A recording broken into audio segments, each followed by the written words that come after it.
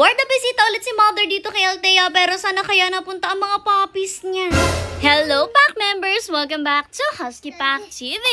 For today's video, syempre ang hindi mawawala tuwing pumupunta si na Mother sa Mindoro ay ang pagbisita nga dito kay Althea ay parang nakailang ulit na akong pagsasabi sa inyo yan. At kahit nga halos 2 to 3 days lang si na Mother na magsistay ngayon dito sa Mindoro, eh talagang pinuntahan na nga nila yan at ang unang nga nakita ni Mother ay yung kambing niya at medyo naawa nga siya kasi para daw medyo mahina na nga siya tapos medyo kayat-kayat yung pupo niya, ibig sabihin may sakit nga daw siya. Pero medyo problemado si Mother dyan dahil sa totoo lang ay may mga ilang kambing na nga dyan na namatay. Pero anyways, ito na nga tayo sa mismong gagawin ni na Mother ngayon, which is ang pagsalubong kay Althea at kay Tiger. At diba habang ine-edit ko to ay napapaisip rin ako, sabi ko nasa na kaya yung mga puppies ni Althea? Talagang tumawag pa ako kay Mother para itanong ko nasa na ba yung puppies niya at grabe yung puppies niya pala wala na sa kanya ngayon. Okay, mag-alala, i-chika ko sa inyo at ipapakita ko sa inyo kung nasan yung mga puppies ni Althea sa susunod nating video, kaya abang-abangan nyo yan. Sa ngayon eh, heto, salubungan nga muna ulit itong dalawa kay Mother. Kahit na every buwan ay talagang umuwi rin naman itong sina Mother sa Mindoro, parang hindi naman man lang nananawa itong si Althea at si Tiger tuwing tumumunta dito si Mother sa kanya. O, diba ganyan kasi talaga magmahal ang mga doggies, kahit halos ilang minuto lang kayong umalis, talagang sasalubungin kayo ng mga yan. Lalo na happy sila na nakikita nga itong si Mother. Anyways, ngayon nga medyo matutur din namin kayo dito sa farm ni Tito Abe dahil nga naglakad-gala din si na Mother dito ngayon dahil nga may tao naman dito. Bali, meron nga siya dyan mga sisiyo, tapos pumasok na rin nga si Mother dito nga sa loob ng mga manukan ni Tito Abe na grabe naman, napakalaki. Parami na nga lang parami yung mga manok niya dito at iba't ibang klase na rin nga siya. Pero etong isang to, eto yung pinakita na ni Mother before at dito na nga siya nanguha ng itlog dati. Ay, kung alam niya, kahit ako natutuwa ako dahil nalaman ko na ang mga manok pala nangingitlog-ngitlog na lang sila basta. At yung mga itlog nga na yan, binebenta yan minsan sa mga tindahan. O diba, napakagandang business na talaga yan. Kaya naman kinukuha na nga yun at hindi na nga nalilimliman talaga. Anyway, chinek lang rin nga ni na Mother dyan at meron pa nga pa ilang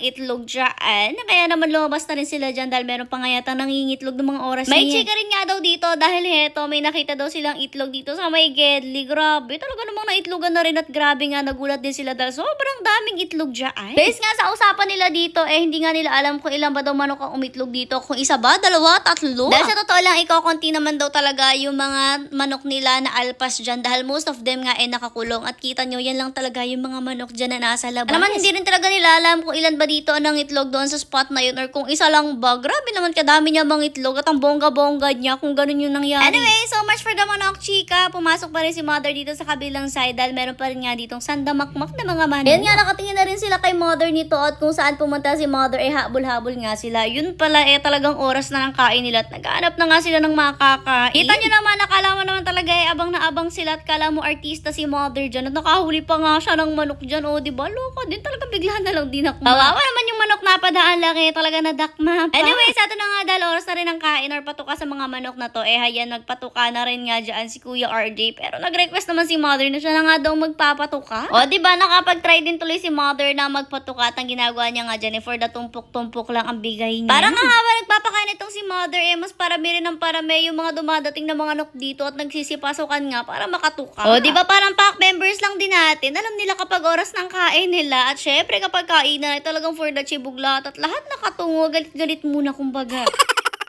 At wag kayo, hindi pa nga nakontento si Mother dito sa kabilang side na to na may sandamakmak na mga manok dahil talaga pumunta pa nga siya dito sa may kabila. Ewan ko ba kung ano to, kung bakit nakakulo yung mga manok dito, basta pumasok lang rin saglit si Mother dyan tapos nilagyan niya lang rin ng very light at konting tumpok-tumpok. Feel ko nga hindi yata pinalalabas yung mga manok dito kaya konti lang rin talaga yung bukas dyan sa pinto para hindi sila makalayas at busy lang din naman sila paglafang kaya hindi sila lumalabas talaga. At ito na nga ang sign na talagang paalis na sina Mother dito pag naghugas na sila ng kamay at paa dito sa bomba or sa tunggaan na to. At ayan, nabisita na nga ulit natin si Althea at nakaikot pa si Mother dito sa farm. O, diba? Pag basita dito ay talaga natutuwa rin siya dahil ang dami nga niyang nagagawa.